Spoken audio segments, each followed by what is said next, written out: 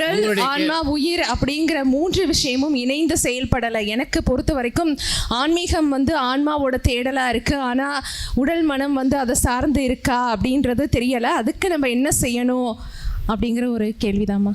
தொடர்ந்து இந்த பக்தி முறைகளையும் யோக முறைகளையும் செய்துக்கிட்டே வந்தாலே இந்த டிவைன் இன்டர்வென்ஷன் சித்தர்கள் உங்களுக்கு வழி நடத்துவாங்க.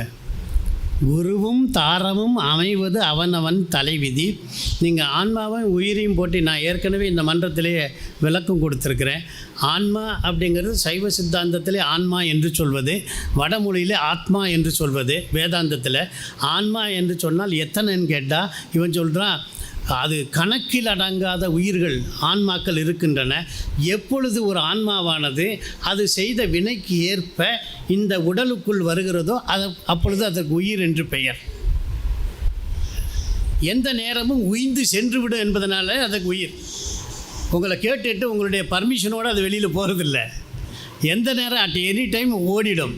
அதனால் அதுக்கு உயிர்னு பேர். ஆனால் பல நேரத்தில் இந்த உடம்பு சார்ந்த விஷயங்களை மயக்கம் மாயின் அதனால் இந்த உலகியல் மேலே இதுக்கு பற்று அதிகமாக இருக்குது. புரியுதா? அந்த பற்று அதிகமாக இருக்கனால உலகியல் சார்ந்த விஷயங்களில் இது அதிகமாக போய்கொண்டே இருக்கு. அதில் ஒன்றும் தப்பு இல்லை. புரியுதா?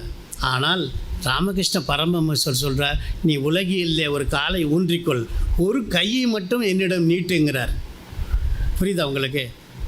பெண்களாக இருக்கட்டும் ஆண்களாக இருக்கட்டும் ஒரு 5 நிமிடம் சட கசட மூடமட்டி. அருணகிரியாரோட அடைமொழி, அவர் அடைமொழி போட்டிருக்கா, தன்னை பற்றி சொல்கிறார். சரண கமலாலயத்தை அரை நிமிஷ நேரமட்டில் தவமுறை தியானம் வைக்க அறியாத சடக சட மூடமட்டி. அவ்வளவும் படிப்பறிவு இல்லாமல் இப்படியெல்லாம் இருக்கிறேன் அப்படின்னு சொல்கிறாரு. அதனால் இந்த இடம் இறைவனை வேண்டிக் கொண்டால் இப்போ நம்மக்கிட்ட இருக்கிற அறிவுக்கு பேர் நாலெட்ஜுன்னு பேர், அறிவுன்னு பேர்.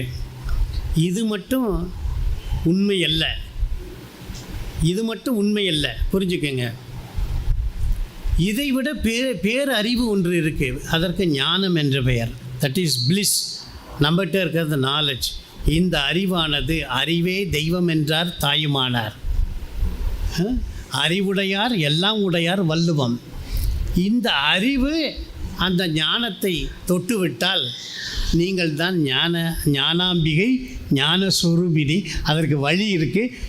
எப்போ அதை நினைக்கிறீங்களோ சித்தர்கள் அருள் செய்வாங்க. நீங்கள் இப்போ தான் உங்களுக்கு இப்போ கொஞ்சம் விளக்கமாக சொல்லலாமா? அதாவது நமக்கு எப்படி அறிவு வருதுன்னு நினைக்கிறீங்க? இப்போ நான் கேட்குறேன், இது எத்தனை? எப்படி சொன்னீங்க? கண்ணில் பார்த்தீங்க சொன்னீங்க.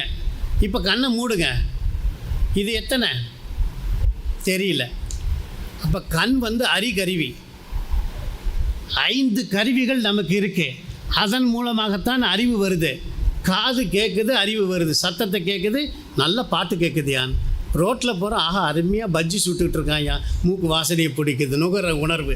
ஆஹா இந்த அல்வா அருமையாக இருக்கியா, சுவை உணர்வு. புரியுதா? நல்ல தென்றல் அடைக்குது, மெய் உணர்வு. இந்த 5 மூலம் தான் அறிவு வருது. அது இல்லாட்டி உங்களுக்கு அறிவு வரப்போகிறதில்ல. நல்லா தெரிஞ்சுக்கிட்டீங்களா?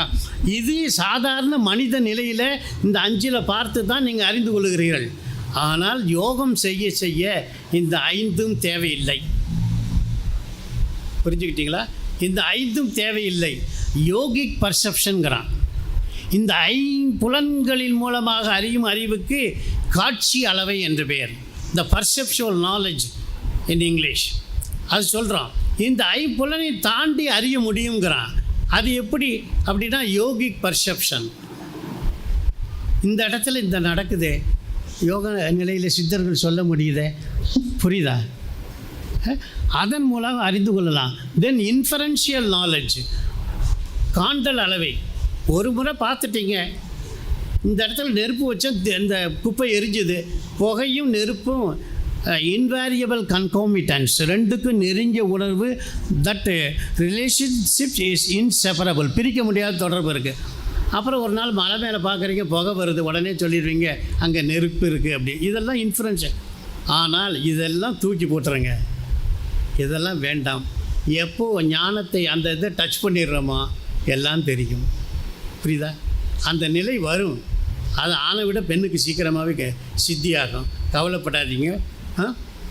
நம்ம ப்ரொஃபஸர் ரத்னவேல் இருக்கார், இன்னும் மணப்பாறையில் 85 வயசில் இருக்கார். அவர் சொல்கிறாரு, முருகன் கோயிலில், பழனி முருகனில் பாத விநாயகர் கோயில் தாண்டி 2 படி எடுத்து வச்ச உடனே அவருக்கு தானாகவே கவிதை வரிகள் தோன்றுகின்றன. அப்புறம் அவர் இன்டர்நேஷ்னல் போயட்டு, கொசு கடிக்குதுன்னு தட்டியிருக்காரு, கொசுவை பற்றி ஒரு பாட்டு வந்துருச்சு. புரியுதா? அப்போ எங்கிருந்தோ இது வருது. யான் உரைக்கும் வார்த்தை எனதுரை தனதுரையாக நான் ஒன்றும் சொல்லலைப்பா, ஆண்டவன் தந்தான். அப்போ நீங்கள் ஒரு கருவி ஆயிட்டீங்கன்னா அறிவு ஞானம் தானாக வரும். இப்போ புரிஞ்சுக்கிட்டிங்களா? இது உடலுக்குரிய அறிவு எதுவுமே கிடையாது. எல்லாமே யாருக்கு? இப்போ ஒரு சத்தம் கேட்குதா, இனிமையான பாடலாக இருக்குதுன்னு சொல்கிறீங்க, யார் அனுபவிக்கிறதுன்னு கேட்டால் உயிர் தான் அனுபவிக்கிறது. அதை ஞானசமுத்திரை பற்றி சொல்லும்போது சொல்கிறாரு, சேக்கிலார் எழுதுகிறாரு, என்ன ஞானம் வருது? 3 வயசு குழந்தைக்கு சிவபெருகு, அந்த சிவஞானம், ஊவமையில்லா கலைஞானம் எல்லாம் வந்துருச்சுங்கிறார். 3 வயசு குழந்தைக்கு அவ்வளவு ஞானமும் பிறப்பிலேயே வந்துருச்சு அப்படிங்கிறார். புரியுதா உங்களுக்கு? அறிவு என்பது ஏற்கனவே இருக்கக்கூடியதுதான். இட் இஸ் செல்ஃப் எஃபல்ஜென்ட்டுங்கிறான், தானாக இருக்கக்கூடியதுதான். அது எப்போ இறை நிலையோடு டச் பண்ணுதோ அப்போ நீங்கள் இங்கே வர மாட்டீங்க, உங்களை தேடி நாங்கள் வருவோம். இதுதானே? அறிவை தேடி இப்போ வருவீங்க. ஞானம் பெற்று விட்டால் அந்த ஞானத்தை தேடி பலரும் உங்கள்கிட்ட தான் வருவாங்க. புரிஞ்சுக்கங்க.